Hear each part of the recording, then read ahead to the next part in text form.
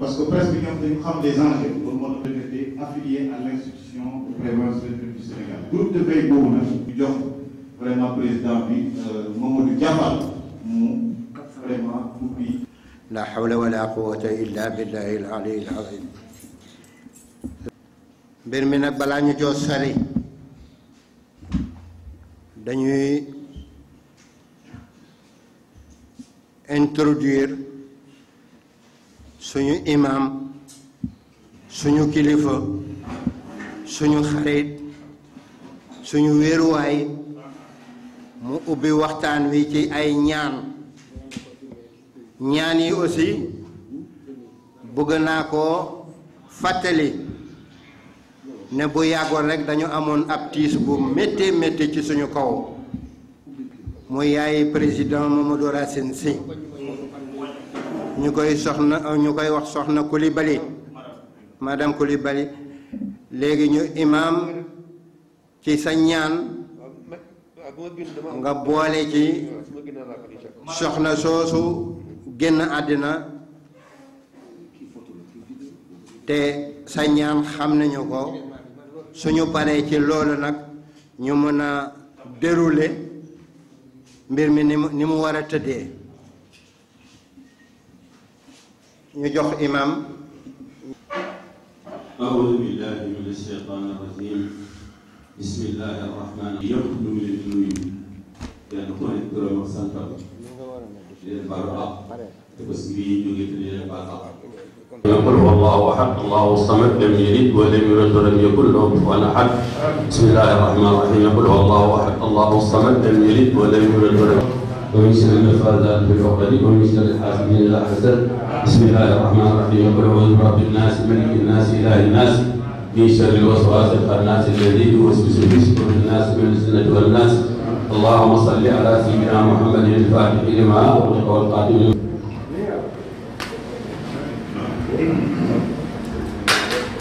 ñu koy wax monsieur Tandian di ancien cadre aussi de l'IPRES koo xam ne aussi alhamdulilah rabbil alamin xam-xamam ñu bari xam nañu ko taxawaayam fii lu am solo la ci ñun ñu koy rafetlu di ko gërëm di ko sant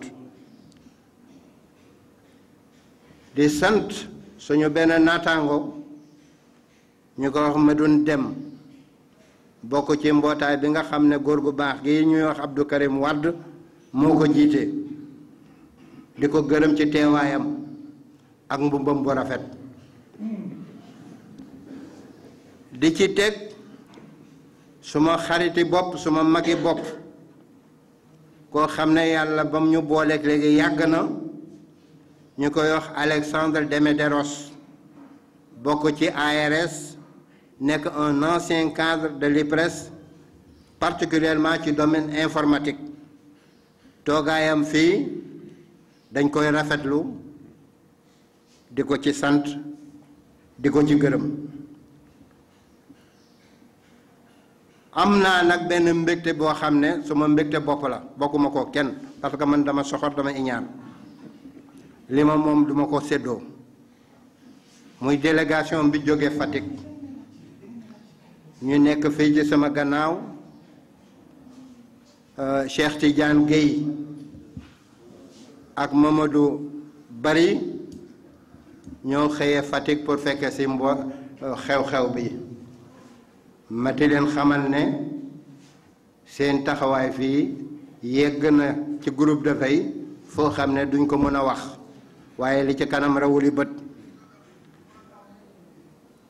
su lii weesoo nag comme présentation ak yeneen kilifa yi nekk ci salle bi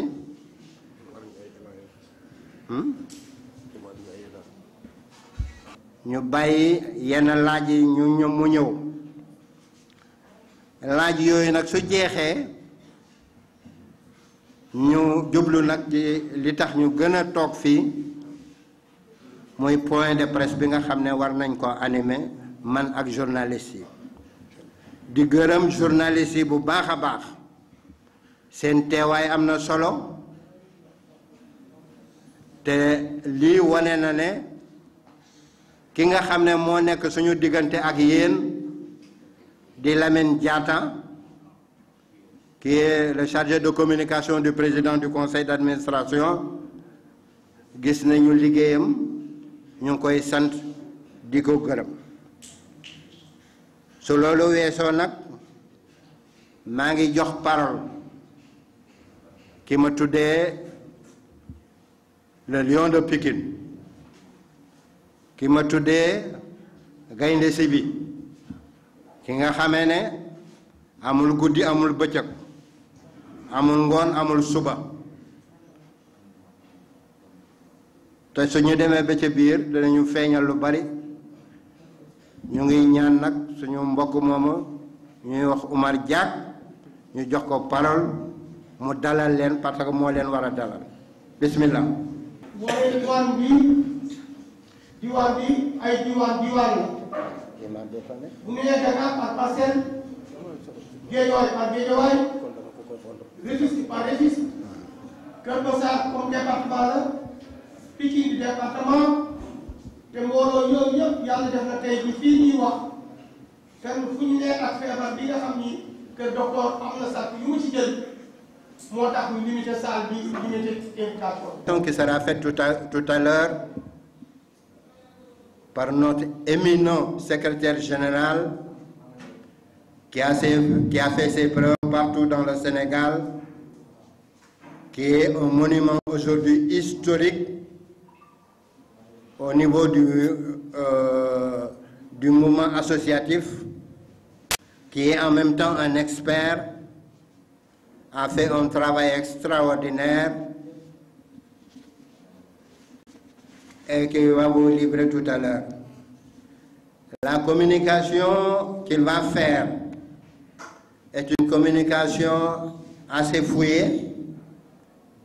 Un certain nombre de sujets vont être abordés en profondeur et à partir de ce moment, après la synthèse qu'on aura l'honneur de faire, un petit débat sera ouvert. Une fois que cela est fait, pour permettre à notre ami journaliste de se libérer parce que le travail est un peu partout, on pourra maintenant passer à l'essentiel qui consiste à faire le point de presse. Sur ce, j'invite M. Abbas Diallo. Monsieur le Président des fédérations et associations de retraités et de personnes âgées, honorables invités, dans le respect de vos qualités, rangs et grades, permettez-nous à l'entame de nos propos de demander à chacune et à chacun de nous, selon sa croyance religieuse, de formuler des prières pour le repos de l'âme de tous ceux des membres de notre communauté qui auraient pu être parmi nous en ce jour. Nos pensées pieuses accompagnent ces camarades avec un accent particulier pour Feu Iba Diallo, ancien secrétaire général de l'ARS, dont le président Abdou Karim Wade, ici présent, préside les destinées,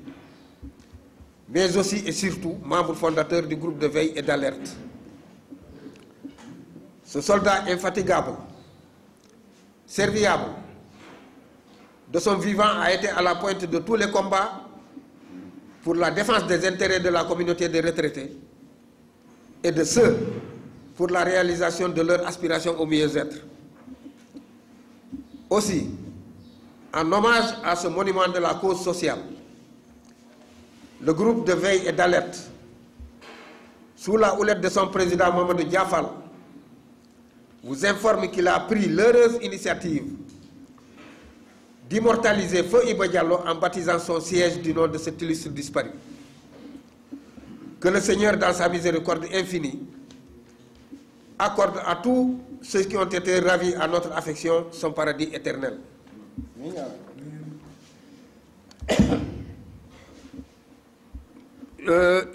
Messieurs, dames et chers camarades, permettez-moi d'employer effectivement ce terme camarade. Ça a son importance dans la mesure où toutes les personnes qui sont réunies aujourd'hui ici, nous osons penser effectivement simplement qu'ils répondent du statut de retraité ou en tout cas d'allocataire dans le cadre général.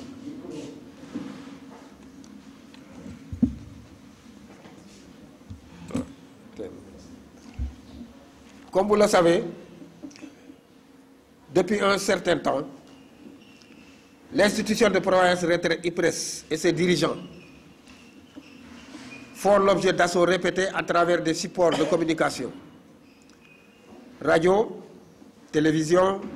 presse écrite, réseaux sociaux, etc. Cet exercice est d'autant plus regrettable de la part des auteurs de ces attaques qu'en lieu et place d'une certaine objectivité, d'une certaine lucidité, sous-tendue par une démarche scientifiquement en phase avec les dispositions statutaires et réglementaires qui régissent le fonctionnement de l'institution, ils ont opté pour la voie de la fuite en avant en transformant l'espace associatif de la communauté des pensionnés de l'IPRES en une cour de récréation qui laisse libre cours à ses occupants la latitude de se défouler et de fantasmer au gré de chacun, même dans un sens surréaliste. Face à cet état de fait, le groupe de veille et d'alerte des associations de retraités du Sénégal affiliées à l'IPRES, intéressé au premier chef par l'institution et ses composantes, juge utile d'apporter sa contribution dans ce débat en relevant quelques points d'objection ou quelques points objets de récrimination de la part des pourfendeurs de l'institution, parce qu'ayant une incidence sociale directe sur le vécu quotidien des pensionnés. Pour les pensions, on fait état de la faiblesse des pensions. OK? Nous pensions cependant que ces propos gagneraient à être relativisés et analysés sous différents angles, individuels ou collectifs. Précisons d'abord que le montant de la pension est subordonné à la carrière professionnelle et au montant du salaire de référence qui détermine le montant de la cotisation du travailleur. Vouloir sciemment occulter cette réalité en surfant sur l'ignorance des non-initiés aux règles déterminantes relève d'une campagne de désinformation ou d'une volonté manifeste d'instrumentalisation de cette frange vulnérable pour atteindre des objectifs inavoués aux antipodes de leurs préoccupations quotidiennes. Il faut également faire la distinction sur les différentes catégories de bénéficiaires des prestations de l'Institution de prévoyance retraite du Sénégal, IPRES. Nous pourrons en citer pour mémoire les bénéficiaires de pensions de retraite proprement dites, les bénéficiaires de pensions de réversion, veuves ou héritiers du cotisant décédé, avant retraite, père et mère. Préciser que cette catégorie d'ayants droit ne bénéficie pas de droits directs, mais plutôt de ce que l'on appelle des droits dérivés. Les bénéficiaires d'allocations de solidarité, les bénéficiaires de secours permanents, les bénéficiaires de réversion pour orphelins, les bénéficiaires de paiement unique dû au faible montant de la pension du défunt, communément appelé rachat de points. Donc voilà le schéma des différentes pensions servies au niveau de l'IPRES. Quand on connaît le mode de fonctionnement de l'Institution de prévoyance retraite du Sénégal, IPRES, qui fonctionne par système de répartition, l'éthique et la morale imposent aux responsables sérieux d'associations de retraités qui connaissent les textes d'avoir le courage de dire la vérité à leur mandant. À ceux-là qui n'y connaissent rien, l'honnêteté devrait consister à ne pas verser dans le populisme, la surenchère et la propagande électoraliste pour entraîner les retraités dans des aventures sans lendemain. Question simple, adressée aux adeptes du fétichisme des chiffres, qui réclament un montant plancher de 60 000 francs au niveau des pensions de retraite. Ceux-là qui ont fait une carrière professionnelle de 10, 20 ou 30 ans accepteront-ils que l'on réduise leur pension pour alimenter celle de personnes qui n'ont travaillé et cotisé que sur 2 à 5 ans? Assurément non. Alors, ceci entraînant cela, qu'en sera-t-il des pensions supérieures à 60 000 francs qui proportionnellement devront être dans la logique revalorisées à hauteur de 35 ou 40%? L'IPRES pourra-t-elle supporter une telle charge sans mettre la clé sous la porte à brève échéance? C'est une question, une interrogation. Nous savons tous que non. Alors, sachons raison garder et formuler des doléances réalistes et réalisables qui ne mettent pas en péril notre refuge social. À ce stade de la réflexion, pourquoi ne pas reconnaître qu'entre 2012, 2014, 2016, 2017 et 2018, les augmentations successives des pensions par le conseil d'administration de l'IPRES, sous l'impulsion de son PCA Mamadou Racine Sy, ont fait atteindre à celle-ci une hauteur de 45%, atténuant ainsi l'érosion continue du pouvoir d'achat des retraités. Nous ne sommes certainement pas ces griots, loin de là. Mais nous ne sommes pas non plus des nihilistes, ni des amnésiques. Alors ayons l'humilité de rendre à César ce qui appartient à César, en rendant un hommage mérité à Mamadou Racine Sy. Un grand penseur disait que ce qui caractérise les bâtisseurs d'une société de justice, ce n'est nullement le rang social prestigieux qu'ils peuvent occuper,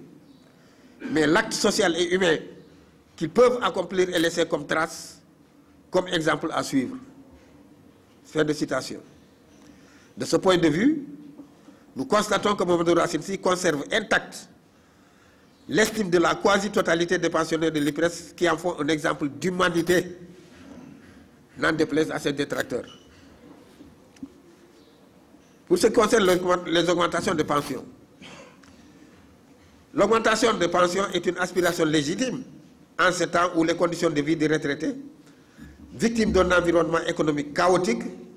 se dégradent de plus en plus, aggravées chaque jour davantage par la spirale inflationniste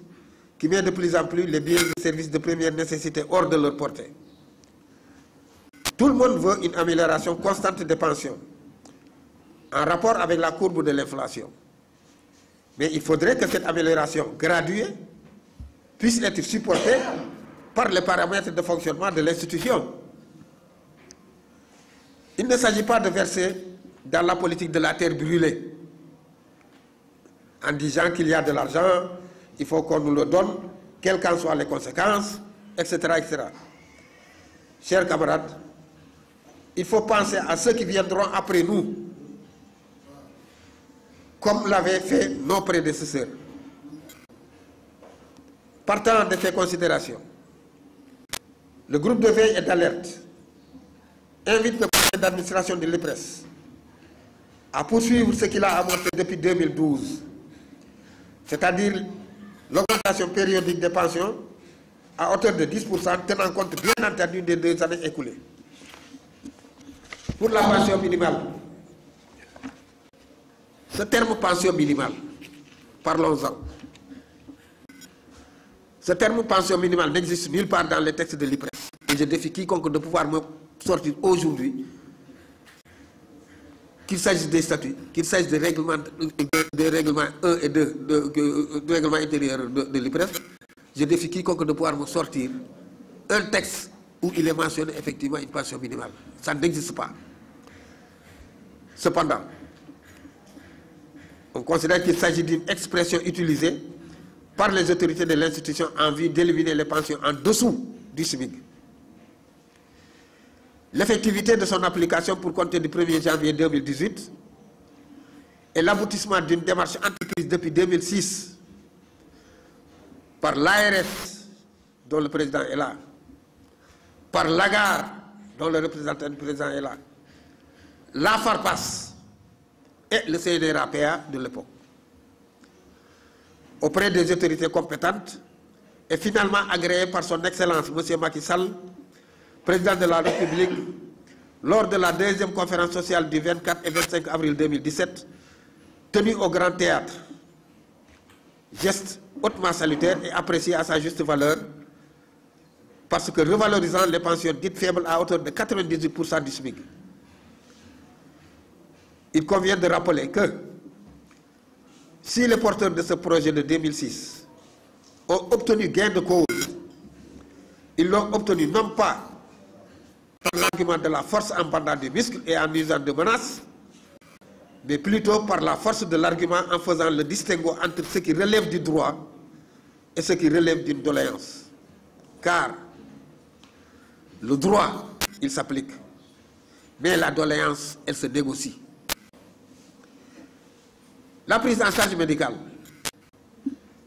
du point de vue statutaire et réglementaire, il n'existe non plus aucun paragraphe dans les textes de l'IPRES qui oblige celle-ci à prendre en charge sur le plan médical ses pensionnés. Cela ne rentre ni dans sa mission, ni dans sa vocation. Cependant, soucieuse de l'aspect social et surtout humain de la question, elle assure à ses pensionnés une couverture médicale correcte à travers ses centres médico-sociaux et ses partenaires structurels. Ceci, malgré la pression sous-régionale, c'est-à-dire la sous-presse, et interne pour la dissuader.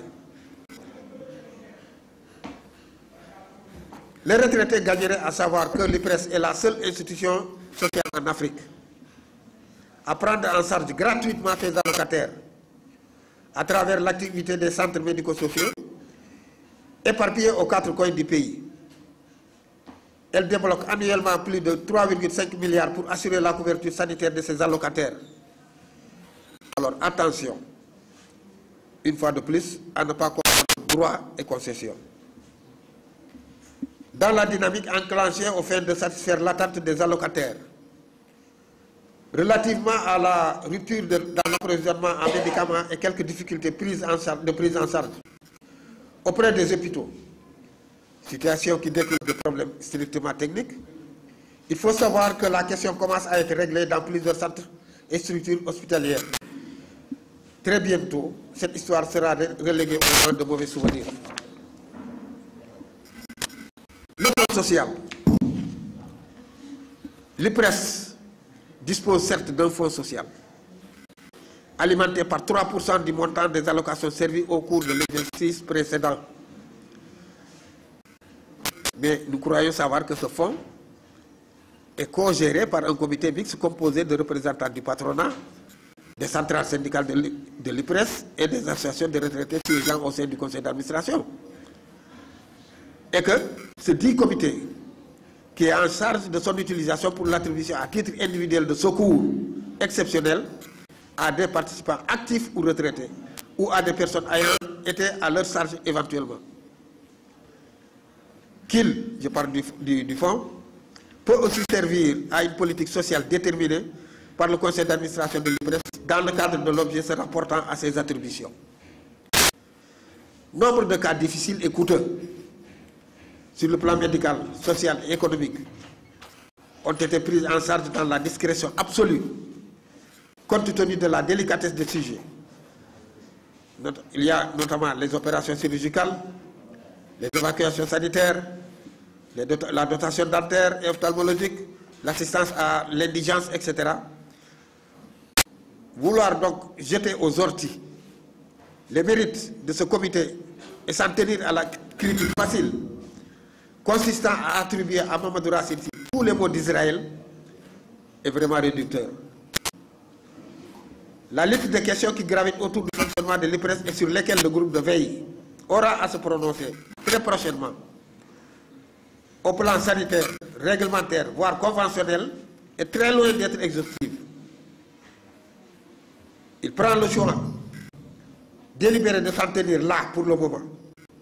tout en restant ouvert à répondre à toutes les questions qui rentrent exclusivement, je dis bien exclusivement, dans le champ de compétences de son statut. Pour le moment, au chapitre des combats à mener par les retraités, il y a le refus catégorique des allocataires de la remise en cause de l'autonomie de gestion de l'IPRES, l'enterrement immédiat du projet funeste de code de sécurité sociale dont le dessein caché est d'ouvrir une voie nouvelle de contournement de l'autonomie de gestion des institutions financières au profit d'investissements en faveur des services publics classiques. Suivez l'actualité et vous comprendrez. L'emploi d'une voie délibérative aux représentants des retraités siégeant au sein du conseil d'administration où se joue leur sort, à commencer par l'IPRES. L'implication effective des retraités dans le dispositif de la couverture maladie universelle, CMU, qui a absorbé le plan Sésame, ce que beaucoup de gens ignorent. La prise en charge entière par les CMS et la CMU des médicaments dits de spécialité. Parce que les retraités en général, en particulier, et les personnes âgées en général, traînent ce que l'on appelle des polypathologies.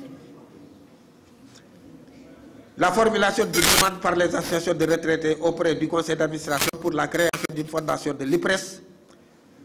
à l'instar de celle qui existe au niveau de la Sonatel. L'octroi de bourses et d'aides scolaires pour les enfants et orphelins des allocataires de l'IPRES. La refonte des textes de l'IPRES conformément aux propositions arrêtées par la commission bipartite, association de retraités, COSIRIS, en 2007. Et Dieu merci, parmi les cadres de l'IPRES qui sont là, en l'occurrence M. Mamadou Tadja qui est là, il faisait partie justement de cette conférence bipartite, de cette commission bipartite, en 2007. L'accès aux logements sociaux pour les retraités dépourvus de maison, dans le cadre du programme gouvernemental en matière d'habitat social. La mise en place de financements destinés aux retraités pour des activités génératrices de revenus. L'aménagement de tarifs spéciaux dans certains services publics, Sénélec, CNO, Dakar Dem Dikk, etc. L'aménagement, à l'instar de la pension minimale, des mécanismes pour améliorer la pension des veuves. La mise en place de centrales d'achat pour les allocataires. En conclusion, nous conclurons simplement en disant à haute et intelligible voix qu'au niveau du groupe de veille et d'alerte, nous ne sommes pas de ceux qui, par peur de se mouiller, disent que dans l'IPRES on ne peut rien faire, ni rien dire de dérangeant, que l'intelligence, la réflexion poussée, les analyses critiques sont des mal vues, des mal appréciées. Le groupe de veille ne s'inscrit pas dans cette dynamique. Au contraire, et c'est notre conviction profonde, nous croyons que ceux des hommes que Dieu a dotés de telle qualité ont une mission historique à assurer et à accomplir pour l'aboutissement et le développement de nos idéaux. Notre démarche à travers l'espace et le temps, de notre volonté à apporter notre concours à la recherche de solutions viables pour bâtir et asseoir une IPRES forte, respectable et respectée au bien des intérêts des allocataires. Tel est le sens que nous donnons à ce point de presse en tant que retraités, donc concernés au premier chef. Nous considérons comme des soldats au service d'une cause, celle de défendre contre vents et marées les intérêts de l'institution de Provence Retraite IPRES et par ricochet ceux des allocataires. Nous profitons de cette tribune pour lancer un appel pressant à tous et à toutes les bonnes volontés pour unir nos forces, demeurer un tout majuscule, parce que l'objectif reste commun, même si les voies empruntées pour y parvenir peuvent parfois être divergentes. Sachons faire preuve de raison, d'humilité et de dépassement, en nous ancrant dans la tête qu'aucun d'entre nous ne peut à lui seul bénéficier d'avantages qui ne profitent pas à l'ensemble des allocataires, et qu'inversement, Dieu nous en garde, la faillite de notre socle de protection sociale entraînerait toute la communauté dans un abîme sans fond. Comme le dit l'adage, qui veut aller loin doit ménager sa monture. Chers camarades, l'IPRES est un legs de nos aînés. Nous devons la maintenir, la sécuriser et faire de notre mieux pour que ce legs puisse passer intact à la génération future. C'est un devoir et un impératif. À l'âge de la retraite, nous avons tous dépassé les faux bruits, l'occupation de la rue, ou de menacer ceux qui refusent de se soumettre à une certaine pression. Arrêtons de semer la discorde entre les associations de retraités et encore de s'en servir comme tremplin pour se faire une place au soleil. Jeter des pierres dans les jardins d'autrui, en s'attendant forcément à une riposte de la part de cet autre, n'est certainement pas la meilleure posture pouvant nous permettre de gagner le combat à mener pour l'amélioration de notre condition existentielle. La seule bataille qui vaille, la seule bataille qui mérite d'être menée, est celle de nous retrouver au sein d'un mouvement fort, organisé, discipliné, objectif dans ses actions et capable de proposer des plages de convergence optimales pour prendre en charge nos préoccupations. Je vous remercie de votre aimable attention. Li nga xam moom lañ doon wax dañ doon wax ni hein? Ah oui, je suis Abbas Diallo, secrétaire général du groupe de veille et d'alerte des associations de retraités affiliés à l'IPRES. Kon donc pour ñu war koo jéem a tënk ci ni mu gën a gàttee moo di ni ci biir li nga xamante ni moom mooy réseaux sociaux yi tey wala nga seet presse yeeg en fait la presse dans sa globalité bés bu yàlla sax ngeen dégg ñu naan am IPRES indil IPRES am conseil d'administration indil conseil d'administration am racine si indil racine si ñun en tant que mouvement en tant qu'association ci retraités yi la ñu bokk kon su fekkente ni agité nañu benn débat ci biir espace bi ñun tamit war nañoo war a mën a am loo xamante ni ñun tamit war nañ ko cee wax loolu waral tey jotaay bii ci wàllu woowu nag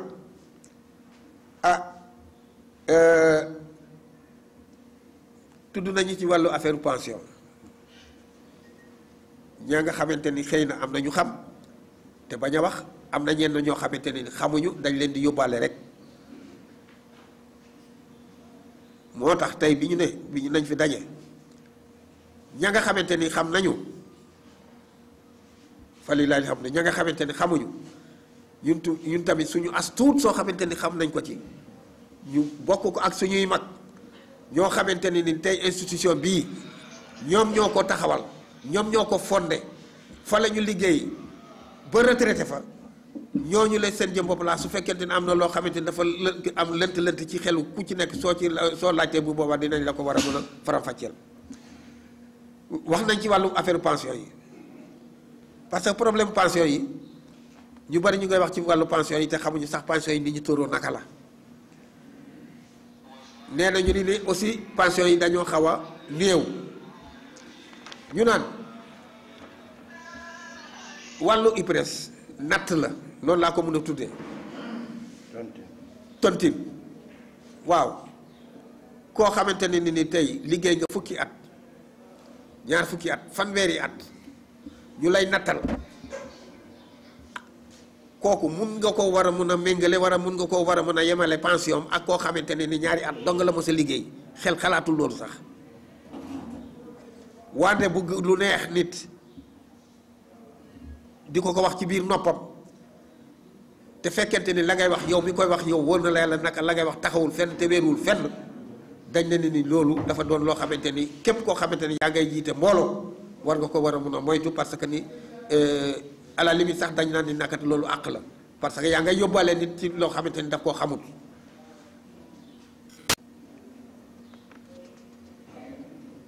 nee nañu ni dañoo bëgg ñu def pension boo xamante ni pension boo xamante dañ ko war a mën a fayee ca biir retraite ba ca gën a néew na war a doon 60 000 francs léegi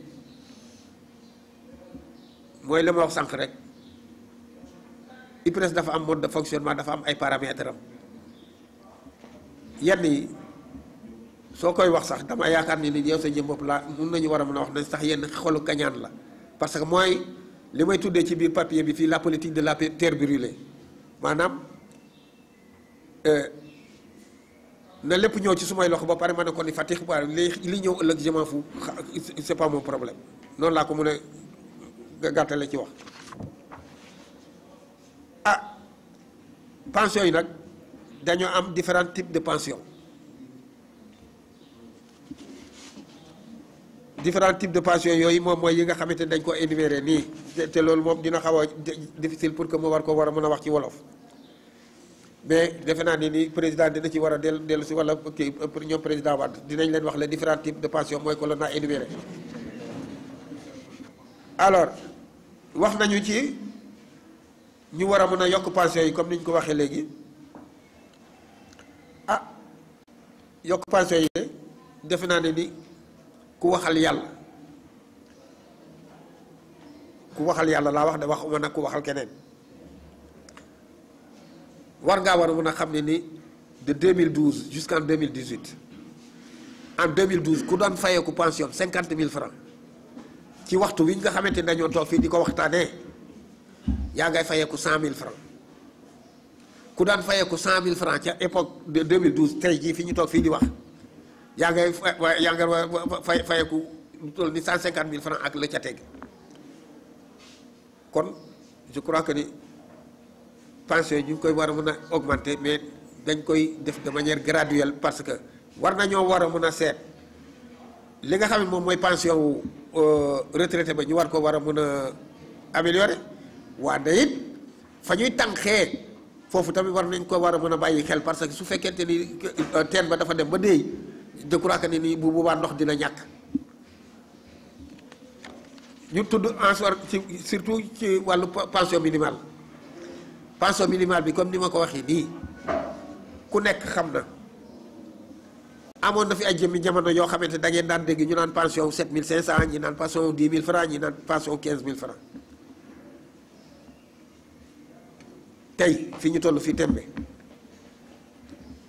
képp koo xamante ni da nga nekk sous le régime simplement de la sous le régime de la pension minimale yaa ngay fayeeku lu toll ni 35 000 francs te pourtant de IPRES n'était pas obligé de pouvoir le faire parce que ni amul fenn foo xamante dañ ko bindal ci biir texte mais yërëm pensionnaires yi yërëm allocataires yi moom moo tax le conseil d'administration sous l'impulsion de son président Mamadou Racine Sy ñu ne am na une tranche d'allocataires yoo xamante ni véritablement naka qui sont vraiment en dessous du seuil de la pauvreté naka la ñuy war a mën a organiser pour war a mën a seet naka la ñuy war a mën a amee as tuut soo xamante dinañ ko war a mën a joxe muy doon sous forme de pension minimale loolu la ñu def te sa pension minimale bi c'est opérationnel depuis janvier 2018 amul benn allocataire tey boo xam ne yaa ngay fayeeku ci biir IPRES boo xamante ni tu es sous ce régime te fekkente ni ñi li ñu lay fay matewul 98% du SMIC mooy maanaam les 35 000 et autres kon donc su lëkk xaw ma naka la ko wala fi di wax xaw ma ñu ne su lekkee alaw xaw ma war na ko gërëmee cooy defe naa ni loolu la prise en charge médicale yii ñu bari ñu ngay topp di awti naan bon IPRES amul xaw ma CMS bi doxul amul médicament ñi dañu dem hôpital kii ñu renvoyé leen et cetera dañu defee woon ca pension minimale bi loolu la ñu wax ni dañu ne ca biir IPRES amul benn texte boo xamante ni dafa obligé tey IPRES mu war a mën a jël en charge ces pensionnés seulement sur le plan médical amul ça n'existe pas ku ko wax it yaa ngay wax loolu la neex wala nañ ma indil texte boo xamante ni moom moo ni lii c'est une obligation de l'IPRES y en a pas ça n'existe pas pourtant quand le débat a été posé ci Sénégal gii ci biir espace CEDEAO bi Sénégal daf cee bokk ak fukki réew ak ñeent wala fukki réew ak juróom ñu bokk ci benn kuréel boo xamante ni dañ koy tuddee CIPRES waa CIPRES def pression ci conseil d'administration def pression ci Mamadou Racine Sy def pression ci lépp loo xamante ni dafa sosoo ci IPRES ñu ne leen ni ñun la nga xamante ni dañ ko dul def ca suñuy réew yéen waru leen ko war a mën a def parce que ni vous allez nous mettre en mal avec nos allocataires mais le conseil d'administration a résisté Mamadou Racine Sy a résisté pour pouvoir dire que ni yéen la ngeen di def ci seen i biir kër yéen a ko xam mais fii nga xamante ni moom mooy Sénégal en tout cas ñun en tant que conseil d'administration la ñu war a def dinañ ko war a mën a jël parce que ni xolu yërmande la ñu jiital def nañ ko ay pression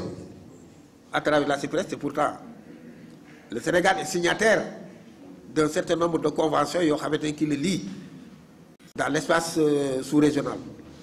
mais kooku au moins naka tudd réalité ñoom dañu am ko alors léegi li nga xamante ni daal moom la ñu war a mën a gàttal mooy am na leen yoo xamante ni loolu moom mooy combat bi war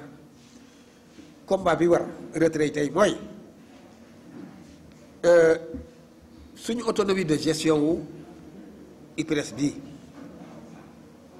autonomie de gestion bi dañ koo bugg a foqati pour di ko war a mun a dénk ay kuréel yoo xamante ni ëllëg si biir musiba naaru raay rek lay jural IPRES kon bépp retraité boo xamante ni tu es conscient dis-toi bien que ni le jour où l'on remettra en cause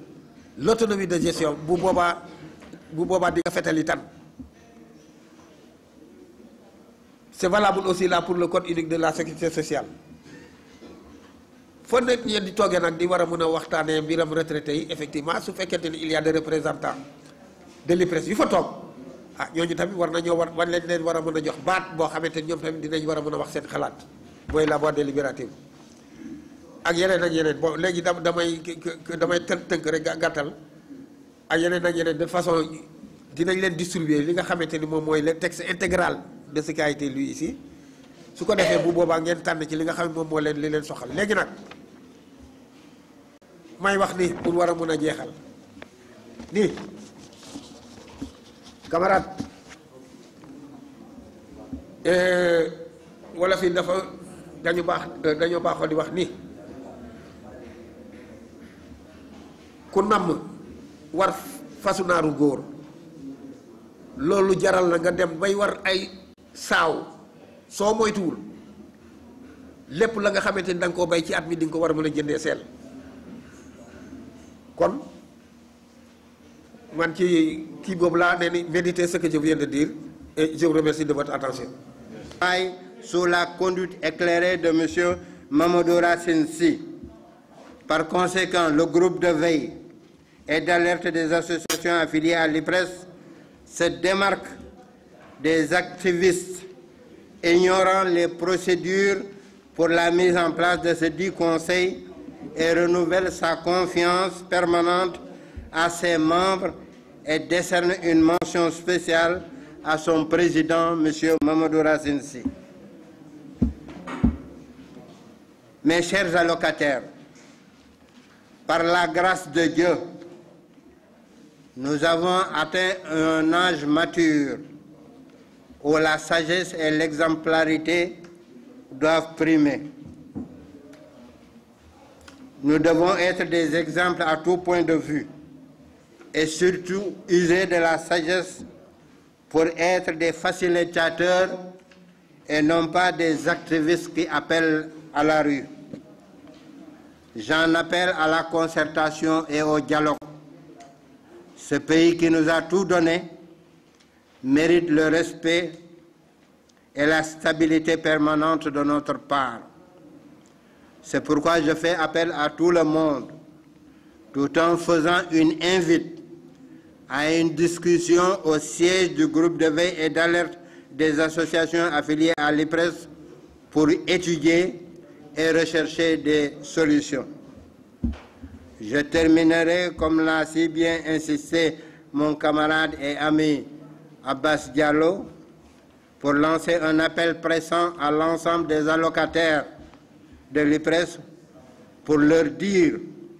que le problème actuel le plus crucial qui doit intéresser tout le monde et qui mérite une synergie de nos forces, c'est le code unique de sécurité sociale, qui tend inéluctablement, si on ne prend pas garde, à la remise en cause de l'autonomie de gestion acquise de haute lutte par nos vaillants aînés qui nous ont rendus, à qui nous rendons un hommage mérité. mbokk yi dañoo bëgg a dugg ci point de presse bi li ñu mën a wax moo di conseil d'administration bu IPRES ku xam seeni membre xam seeni doxin xam ne yërmande kese moo fa ne. Le président Mamadou Racine Sy yàllaa ñu ko sédd suñ ko doon xëccoo duñu ci jot parce que de la pension trimestrielle ñu ne dañuy dem pension bimestrielle ñenn ñi ne du am ñu ne déetawaay loolu jàll ñu dem ci pension mensuelle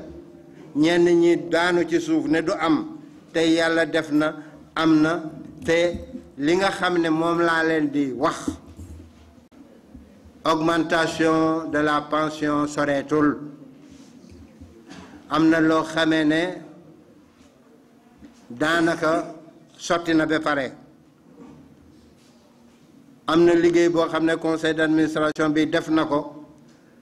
am na alal joo xamee ne état bi moo ko waroon a jox IPRES dox nañu ko wax nañu ko ba du yàgg dara di ngeen dégg au niveau de l'Assemblée nationale benn révision boo xam ne danañ ko fa def pour li nga xamee ne ci domaine de la pension minimale li nga xam ne état bi ameel na ko IPRES dina ko ko jox comme yàlla def na nag ne pension minimale bi mu ngi dox loolu su duggee dañ koy soppali jàppale suñu bopp jàppale retraités yi ñu am une augmentation. Sur ce, on est ouvert à la discussion et on peut commencer le point de presse. Mesdames, messieurs les journalistes, nous sommes entièrement à votre disposition. Merci beaucoup. Question bi waaye comme mosu leen koo dégg fen ngeen déggu ko tey am na fu ñu ko tibbee yaakaar naa ne su fekkee ne suivre ngeen réseaux sociaux yi le ministre des Finances Monsieur Daouda Diallo a fait une déclaration il n'y a pas très longtemps pour dire que sous peu l'Assemblée nationale va être saisie pour une loi rectificative pour permettre à l'État de verser une certaine somme redevable due à cause de la pension minimale. Loolu du naxe mbaay, le groupe de veille am na information bi, le groupe de veille daf koy topp te loolu suñ ca yeggee waxtaan wax dëgg ca la su fekkee ne yegg nañ ca ba ñu nar def une loi rectificative des finances, c'est dû par la sagesse, la clairvoyance, et le mérite revient à Mamadou Racine Sy. Waxtaan na ci président de la République qui a donné des instructions fermes. Sous peu de temps, cette loi rectificative aura lieu et je sais, connaissant l'esprit des membres du conseil d'administration, alal jooju su duggee IPRES ñun dinañ ko yëg parce qu'on va relever les pensions. Je vous remercie.